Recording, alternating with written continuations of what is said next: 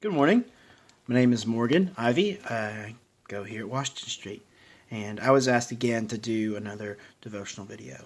And first off, I want to start by saying my hope for this is that a love for God is stirred up in your heart.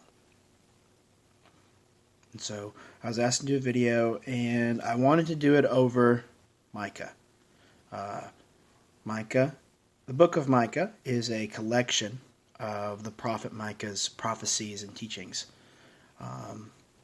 And if you're privileged to read Micah, there's a lot of flip-flop. Micah prophesies about the destruction of the northern kingdom of Israel. Assyria comes in, destroys Israel, and it's never seen from again. And so there's destruction that's going to happen. There's going to be a disaster. And then it flips but there's something else that's going to happen later on. So don't give up yet. Yes, there's going to be a disaster. Yeah, it's going to be bad. But there's something else to come. There's more to come. There's a redemption to come. And this is one of those flips. So I'm going to start. We're going to read Micah chapter 4, verses 1 through 4. And it will come about in the last days that the mountain of the Lord, the mountain of the house of the Lord, will be established as the chief of mountains, and it will be raised above the hills, and people will stream to it. And many nations will come and say, "Come, let us go up from the mountain of the Lord, and the house of the God of Jacob, that he may teach us about his ways, that we may walk in his paths. For from Zion will go forth the law, even the word of the Lord from Jerusalem. And he will judge between many people, and render decisions for mighty distant nations. They will hammer their swords into plowshares, and their spears into pruning hooks. Nation will not lift up sword against nation. Never again will they train for war. For each of them will sit under his vine and under his fig tree, with no one to make them afraid. For the mouth of the Lord of hosts has spoken." So this is a prophecy that Micah gives. And I'm going to walk through it real quick. Start off verse 1. And it will come in the last days that the mountain of the house of the Lord will be established as the chief of mountains. It will be raised above the hills. So the mountain of the house of the Lord, this is referencing Mount Zion in Jerusalem, where the temple sits, where God's presence is at. And it's on a mountain. And the mountain of the house of the Lord will be established as the chief of mountains. So God's presence is in the temple, and where the temple is on the mountain. And where God's presence is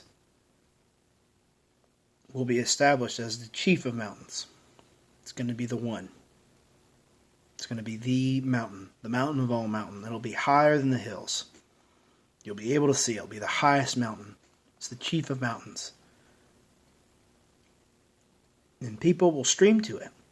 Many nations will come and say, "Come, let us go up to the mountain of the Lord, to the house of the God of Jacob, that he may teach us about his ways, and that we may walk in his path." Jesus, in the New Testament, says, "I will make you a shining city on a hill." As we know, God's Spirit dwells in us, that God lives in us as a people. And people will stream to the mountain where God dwells, which later happens to be in our lives.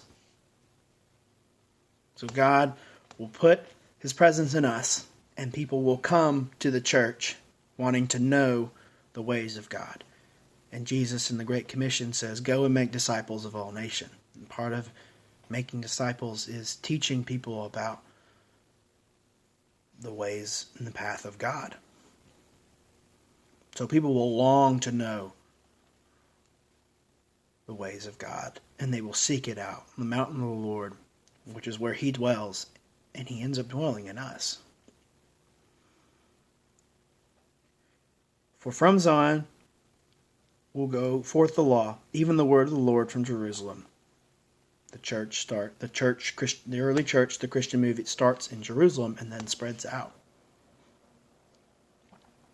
And he will judge between many peoples and render decisions for mighty distant nations. Then they will hammer their swords into plowshares, and their spears into pruning hooks. Nation will not lift up sword against nation. Never again will they train from war. So people go to the house of the Lord, and they're affected by it. Not just individually, but their nations. God will make decisions for nations. And it will affect the way they live. They won't train for war. They'll turn all their weapons into farming equipment to prosper. So when we go to we learn the path of the Lord, it affects the way we live and affects our lives and affects the things around us. Not just us individually, but as a community, as a society, and as this prophecy puts it, as in nations. Then it says, verse 4, and each of them will sit under his vine and under his fig tree, with no one to make them afraid, for the mouth of the Lord of the hosts has spoken. So they've turned their weapons into farm equipment. They're sitting under the fruits of their labor, the blessings of God, and they won't be afraid. The mouth of the Lord of hosts, the Lord of armies, has spoken. So, if you're like me, you're definitely not Jewish. So, if you're like me, you are one of the ones that flock to where God dwells. I'm prophesied in this verse. This is partially, I'm grouped in with this. I'm one of those people. And if you're not Jewish, you are too. And that's amazing. This is God working before us to prepare us to be a part of the kingdom of God. So this is God's pre-work for us to be able to be a part of this, to allow God into our lives. He does that through Jesus. And so I hope that stirs you up, and I hope that it encourages you when you go and you minister to whoever you know.